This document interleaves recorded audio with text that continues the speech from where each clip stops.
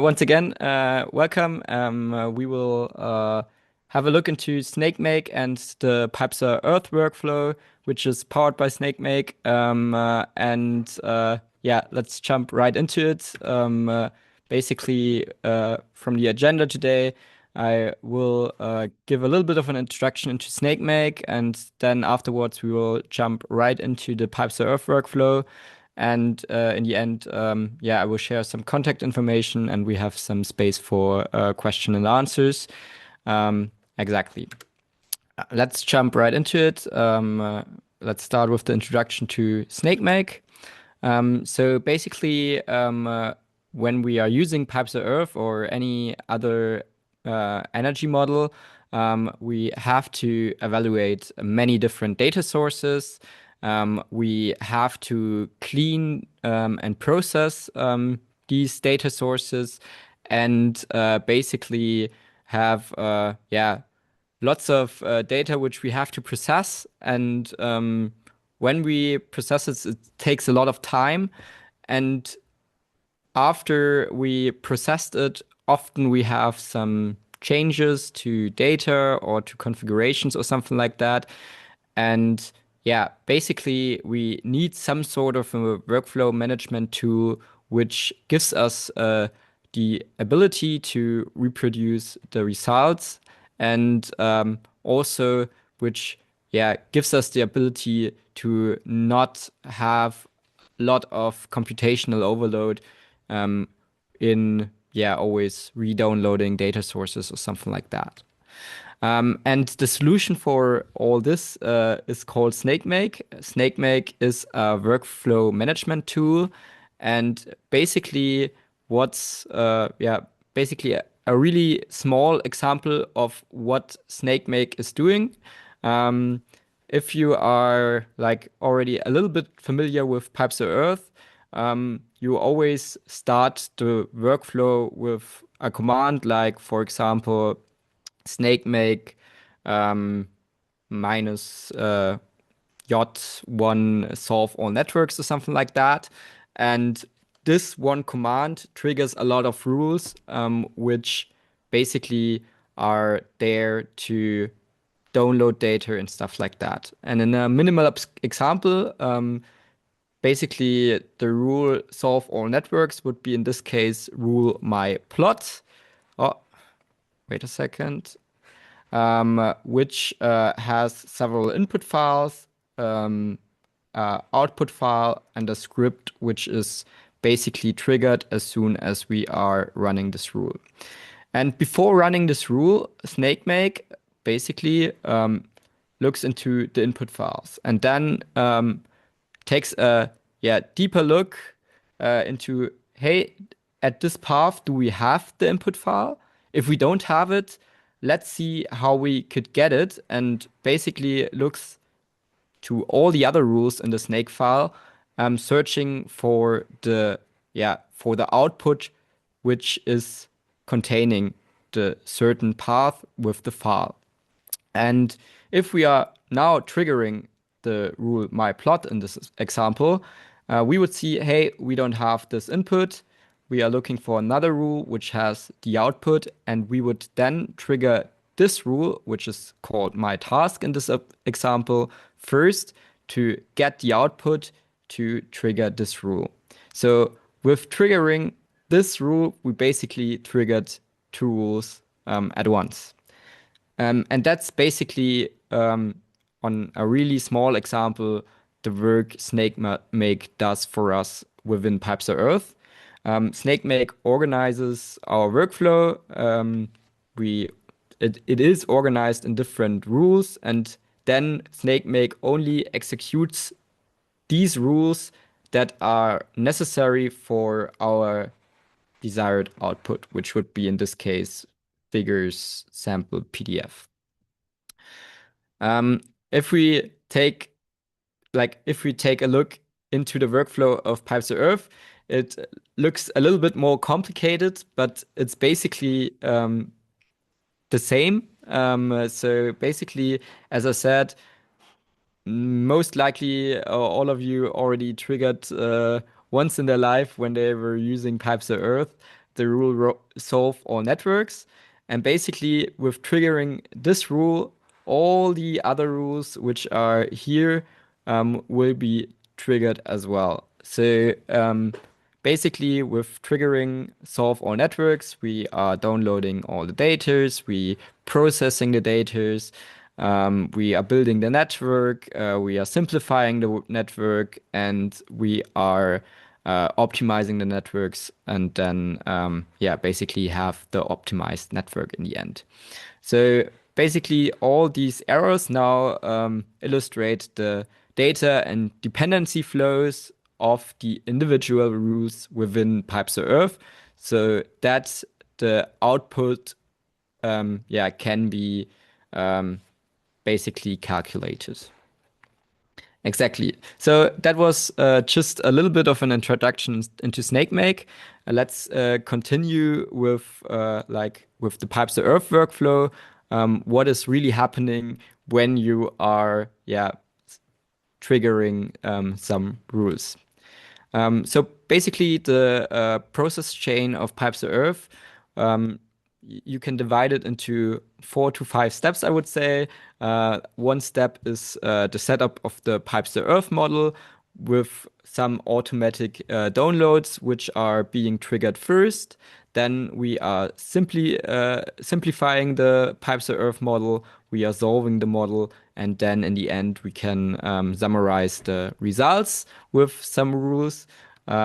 Let's begin with the first step first, with the setup of the PyPSA-Earth model. So basically, when we are when we are triggering some solving rule, basically we are jumping from input to input, I would say, until we are in some rule like retrieve data bundle light, which is downloading all the data, and which is basically the first rule which will be triggered to set up the PyPSA-Earth model.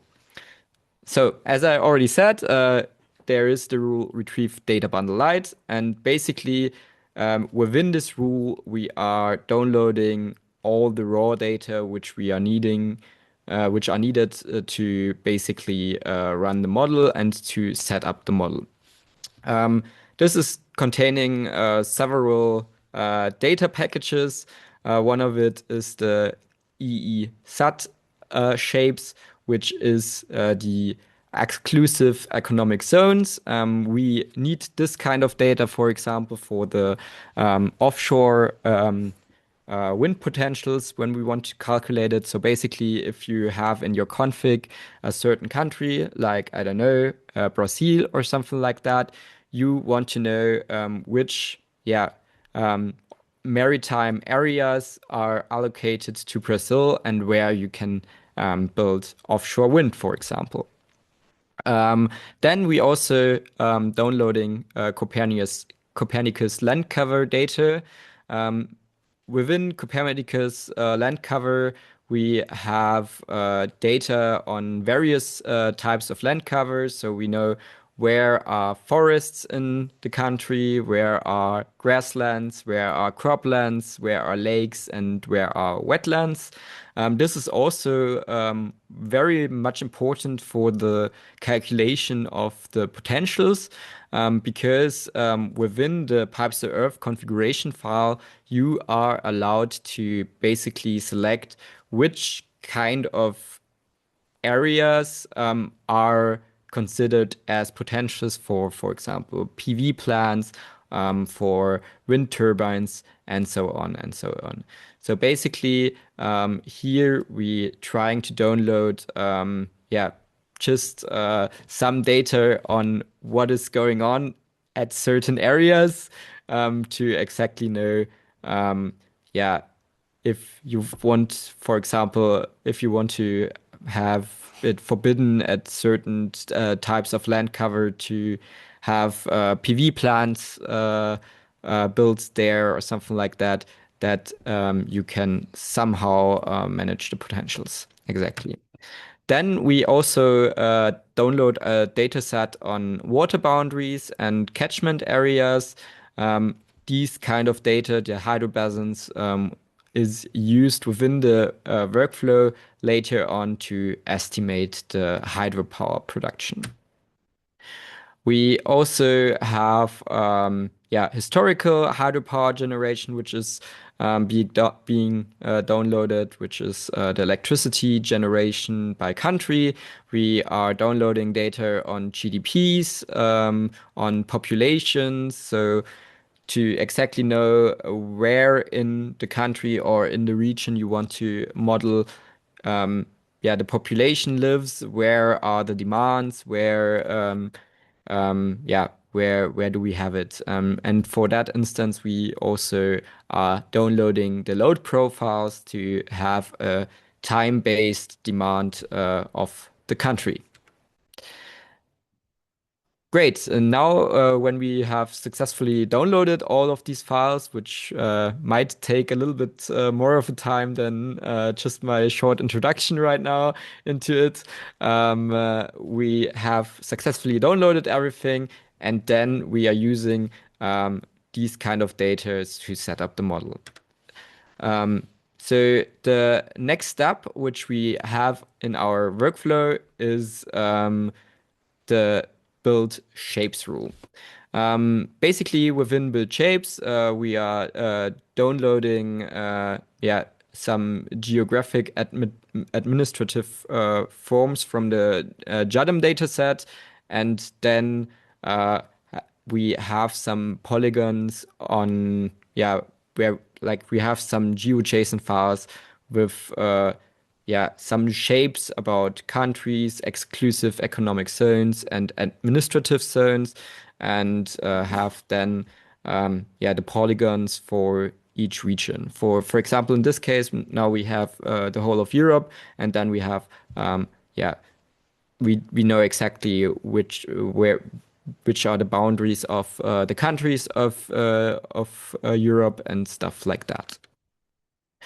After this rule, we want to establish like the power grid with buses, transformers, AC and DC connections, and this is going to be tackled within the base network rule. So basically, within base network, we are creating a power transmission grid topology with data from OpenStreetMap. So basically that we know where are different components of the network. So where do we have transformers? Where do we have transmission lines and stuff like that? So basically within this rule, we are building a network. Then in the next rule, we want to build certain regions. So basically, we have a region which we configured over the config file. It might be a country, maybe it's a continent. In this case, it's Europe, and we want to break this whole region, which we want to model in a certain amount of bus regions, which we can also configure. And then basically this whole region will be basically narrowed down in certain bus regions. We narrowing it down into onshore regions and also into offshore regions. So basically, which kind of regions we can build offshore wind, for example, and in the other regions, it will be narrowed down into buses to exactly know which kind of areas within this big region have certain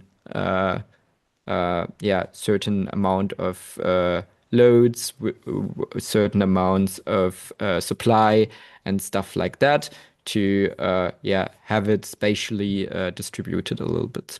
Exactly.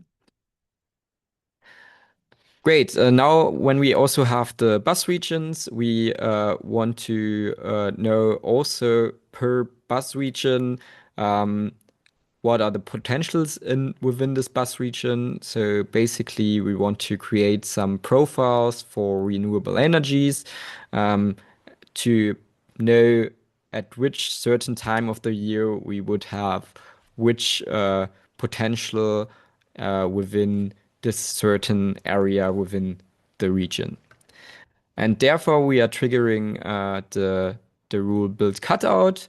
There, we are processing weather and climate data, for example, wind speed or surface roughness, and we are creating time series data via another tool which is called AdLight um, uh, of renewable energy potentials. So we have the Arrow 5 dataset, and from this Arrow 5 dataset, we are creating within AdLight, yeah, time series of renewable energy potentials to know exactly how much, I don't know, solar potential we have at 8 a.m. in the morning in a certain area.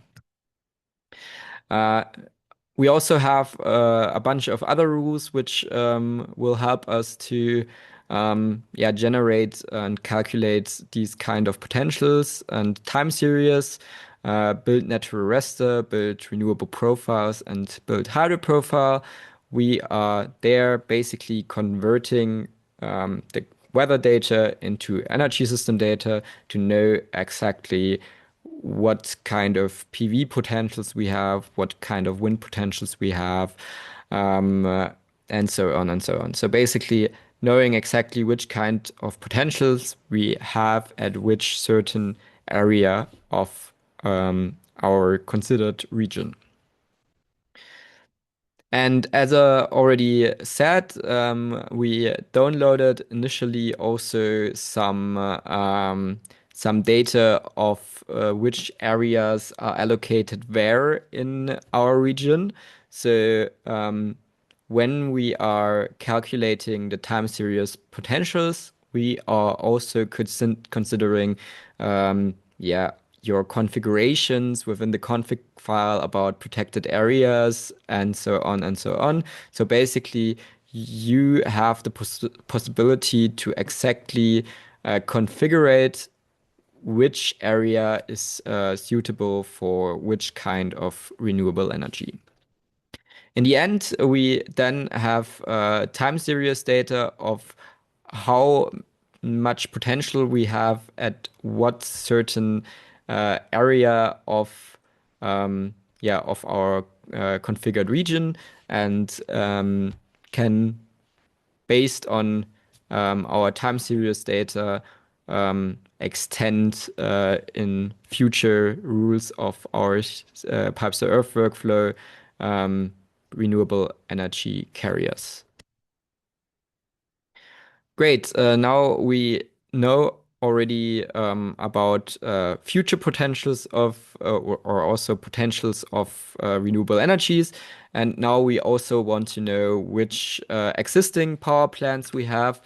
Therefore, we use also another tool which is called power plant matching. Within the rule build power plants, we are basically using that tool set, that power plant matching toolset, for cleaning, standardizing, and combining multiple power plant data sets. So we have multiple data sources, OpenStreetMap, Global Energy Monitor, and a bunch of other data sets. And basically, we are trying to combine these data sets into one single data set, which we are using for creating our yeah, our generation within our PyPSA-Earth network.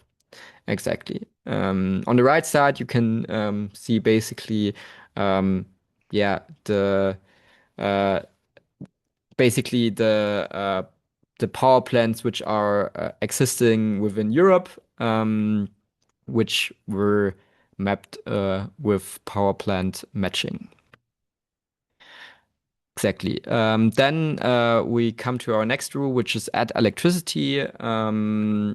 there we like this rule tries to combine all these different data inputs from the previous rules into one detailed PyPSA network where we then have all the power plants in there. We have all our transmission lines and so on and so on, so that we have one network, which is right now our like base network, which we want to optimize. Yeah, in this slides, this is summarized again. Within add electricity, we basically have then contained in one single PyPSA network all the current transmission topology and the transmission capacities. We have the current thermal and hydroelectric power generation capacities. We have the current load time series, so we know exactly about the demands. And we have additional PV, onshore and offshore wind energy, and gas turbines, all mapped into one single PyPSA network. That's already great. Now we know exactly what is going on right now. But if we want to optimize it for the future, we also need an overview of how expensive different technologies will be in our planning horizon. So, for example, if we want to know, how a cost optimal energy system for Germany can look in 2050, we want to know exactly the prices in terms of investment prices, but also in terms of OpEx of different technologies in the year of 2050. Speaking about, for example, PV modules, what is the price of them in 2050?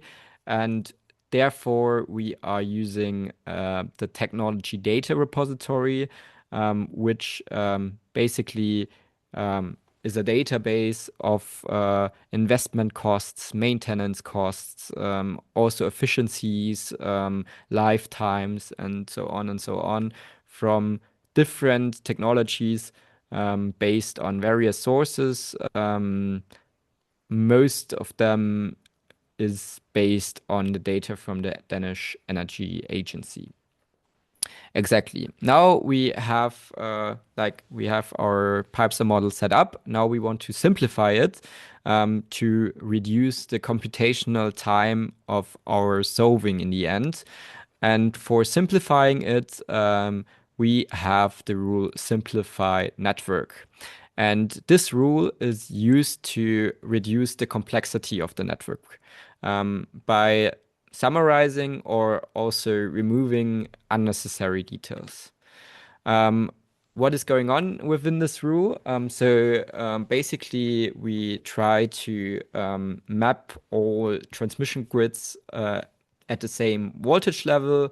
We are merging lines and connections. Blind spots within the network are being removed. We are clustering the nodes that they are geographically close to each other. And so we are trying to basically, if we have like two nodes next to each other and these nodes have like under a certain threshold of if the load is under a certain threshold, we are trying to merge them or something like that. So there we try to simplify everything to not have it that complex anymore and to save some computational time in the end. We also have the rule cluster network here. This rule is then used to reduce the spatial complexity of the network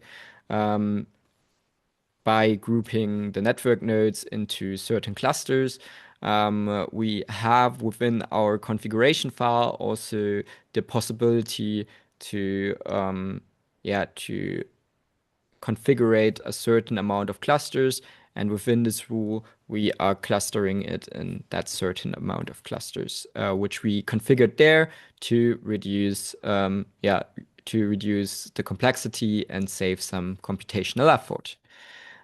We also have a rule which is called add extra components.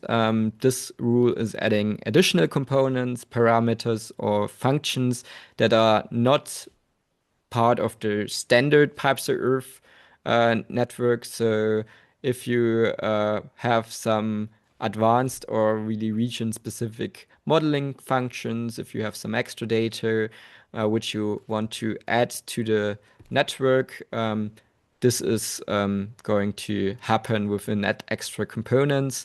You can implement your extra functionalities there, and then as soon as you are triggering the PyPSA-Earth workflow, it will be added within this rule. Yeah, so basically here are some examples which were, especially in the past, part of add extra components. So some integrations which haven't been integrated into the standard workflow yet, but many of them are integrated yet. So yeah, basically add extra components is a place for you to implement new functionalities or also use implemented functionalities from others within that script for especially if it's coming to region-specific needs or something like that, to have it integrated as well, at least at a regional level. Then we want to prepare the network based on our configurations in the config file within the prepare network rule. We have one configuration within our config, which is called opt. There we can set the carbon dioxide emissions, which are allowed within our like optimized network. And we can also set an temporal resolution there. So I guess in one of the upcoming slides, I will go a little bit into more detail how you configure it. We have also tons of other wildcards within the configuration file. You can check it out in our read the docs. Exactly. Yeah. Mm, I don't know for sure if I have it in the next slide, so let's do it here just to be sure. So basically, within opt, we have something like CO2L and then a number and afterwards a minus and another number and then a H. And basically, the numbers behind CO2L is our limit for the carbon dioxide emissions. So basically, if you configure it within the config file, CO2L 0.5, this is basically translating into having a 50% limit of the current carbon dioxide limit for your planning horizon. So basically reducing the carbon dioxide emissions by 50% until, for example, if the planning horizon is 2050, until 2050. Then I told you already something about a minus and then a number and a H. So basically, there we are configuring the temporal resolution. So, for example, if we have CO2L 0.5 minus 3H, it translates into having it on a 3-hourly resolution, which is which means we are breaking our planned year of 2050, for example, down into 3-hour time frames. If we have a higher number than 3 hours, for example, we are reducing the computational time for solving our network in the end. But at the same time, we don't have that exact results anymore because basically, for example, with PV or something like that, it makes a lot of difference if we have like if we calculate calculate it like if we are trying to match the supply and the demand at 1 a.m. in the morning, or I don't know, 12 lunchtime or something like that. So yeah, that's slightly different, and because of that, it makes sense to have also a small number there to yeah also have the day and night cycles within our optimizations. Exactly. Then we have another another configuration parameter, which is for the line expansion. Basically, that one is LL. And there we can optimize it based on volume or costs. And basically, it's a pretty similar approach. So basically, VOpt would be, yeah, exactly based on the current volume. And if we are using, for example, V1.25, it's allowed to like we have a limit at the line expansion, which is on 125% of the current line volume. And if we do it, for example, with the costs, it could be basically also every other number, but in this example, it's 1.25 again. It's 125% of the current yeah of the current costs of the lines. Exactly. Great. Now we have simplified our model and now we want to solve it. And basically, I already said it. Most of you probably know this command, which is solve on networks, which is basically solving electricity based energy system network, so power system only, on a overnight forecast scenario and with a deterministic optimization method. So basically, if we go a little bit into more details, we just analyze the power system only, so the bottom part of the picture, and we don't take into account other sectors like heating and stuff like that, transport, heating, hydrogen, and all the other sectors. So basically, we are just exclusively looking into the power system only.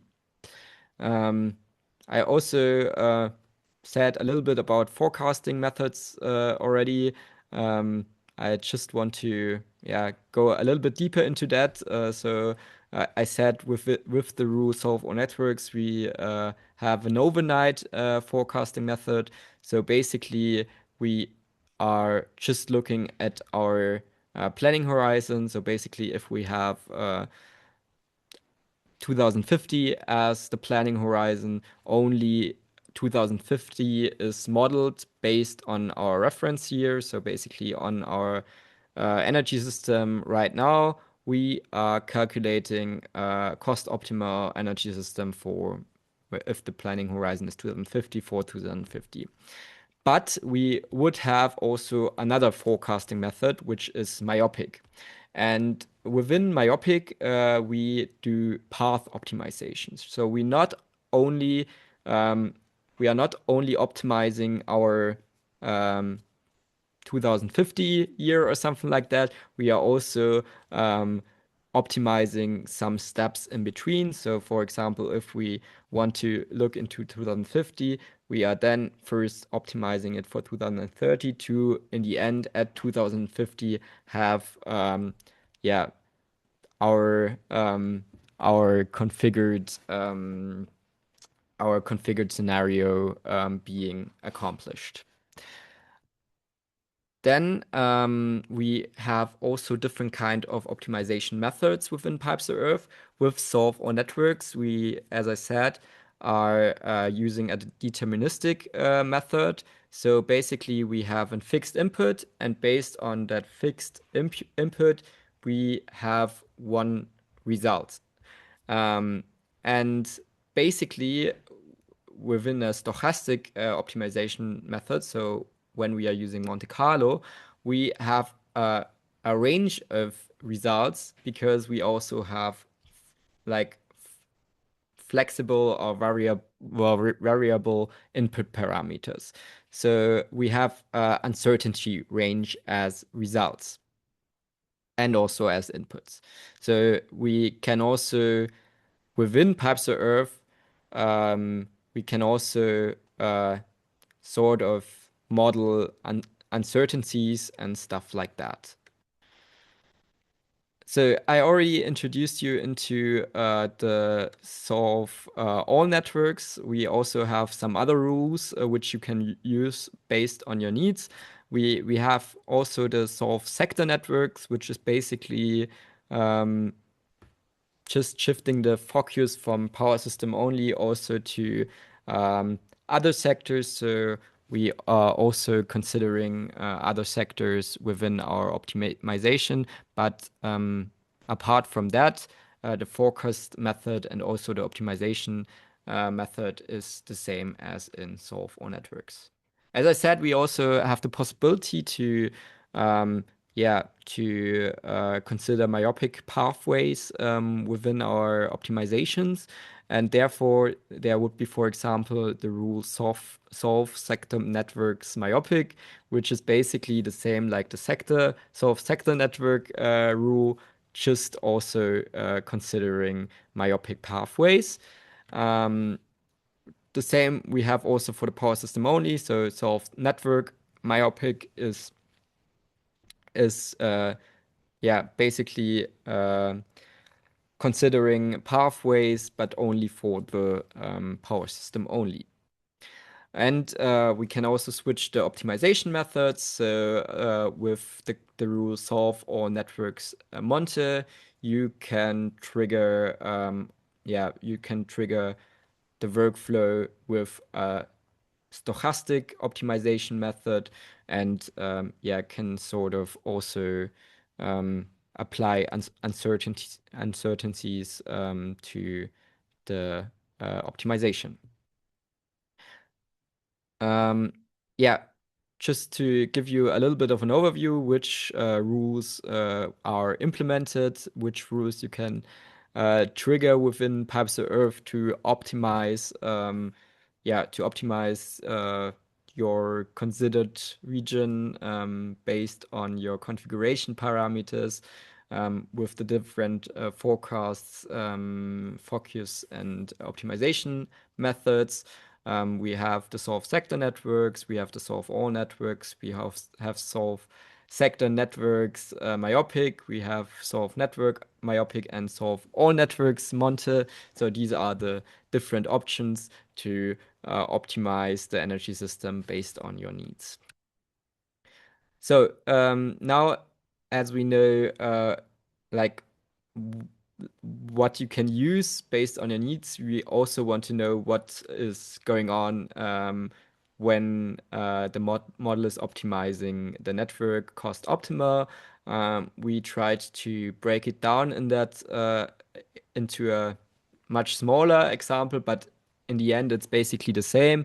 Basically, we want to for the complete network, we want to match the supply and the demand at minimal costs. And in this small example, we have a wind turbine and a gas-fired power plant, and these two plants should cover our electricity demand at the lowest cost. And basically, now we are formulating our objective function, our research question: how much electricity should our wind power plant and our gas-fired power plant generate to cover our electricity demand at each certain time step of the year.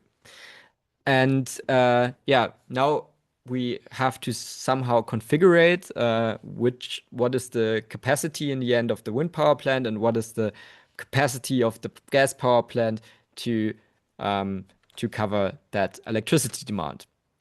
And for that, we are building an objective function. We have the costs of the gas power plant and the electricity, which is being generated by the gas power plant. We have the costs of the wind power plant and the electricity, which is generated by the wind power plant. And this function, we want to minimize it and find our local minimum, or our global minimum, not only our local minimum. And this is basically what is going on, like behind the doors when you are triggering your PyPSA-Earth solving rules. Exactly. Then we have also some additional rules. Often people don't use them because we have also a bunch of notebooks within our documentation repository, which are basically giving you also the possibilities to analyze your results at low effort. But we would have also some rules which are giving you plots or outputs of the solved energy system networks. So basically outputs of your results. One rule is the make all summaries, which is basically giving you, is basically creating CSV files, combining all your results and key indicators from your modelings. So basically that everything what you have, all the capacities and all all the configurations from your network are being stored in CSV files that you can use them, for example, for other additional models. So, for example, I don't know, other modulations at maybe a different spatial resolution or climate modelings or something like that, so that you have maybe the output files of PyPSA-Earth as input files for the next models, or if you want to analyze them with Excel or something like that. This is like a pretty easy way to get all the CSV files. Exactly. I already told you something about that. So information which is contained in the CSV output files are capacity, costs, restrictions, energy balances, prices, generation energy, the generations of different energy carriers, weighted prices, and so on and so on. We also have the possibility to directly create plots of these kind of data. So with the rule plot or summary, you can directly get some plots about basically the same things you also could get as a CSV. So basically you get plots on costs, on energy balances and stuff like that. And they will be then stored in the results folder under plots. Exactly. That's one example how this would look like. So basically with plot or summaries, you can get the energy balance you can get the charts of all your scenarios which you have modeled. Exactly. Then we have another rule which is called plot or pnum, which is creating diagrams to visualize the nominal capacities of the power generation of storages and transmission lines. Yeah, basically you get then also the output files, in PDF and PNG, with information on the installed capacities and the optimized capacities. So, and that's basically it. That was a quick overview about what is going on behind the doors when you are triggering your PyPSA-Earth model. Basically, now we have successfully completed all of the 4 to 5 like chapters of the PyPSA-Earth workflow. And yeah, I want to say thank you to all of you for listening and contributing also to the community. And want to invite you also to yeah, keep up the connection to us and to the community. We have a Discord server where you can chat with the whole community, collaborate with us on features, can also yeah, drop your ideas of features which you are needing for PyPSA-Earth for or all the other models, and basically implement them also together. We also have a weekly meeting every Thursday, which you are highly invited to jump into, where you can also, yeah, exchange ideas. Also, if you want to contribute or develop new features, where you can also tell us a little bit about your features and yeah, just keep contact to the community. There's also a open mod forum where you can also chat with like the community, the open source community, along different models, and exchange your ideas with the developers. So feel free to jump into that different yeah, places to connect. And also from my side, if you have any questions which we maybe cannot tackle within the next 9 minutes, feel free to also contact me, and I will try to answer them in the upcoming days if we yeah, if we don't manage to get them handled within the next few minutes. Yeah. Apart from that, thank you very much for your attention. Yeah, that was it, and I'm happy to hand over to you again, Charlotte.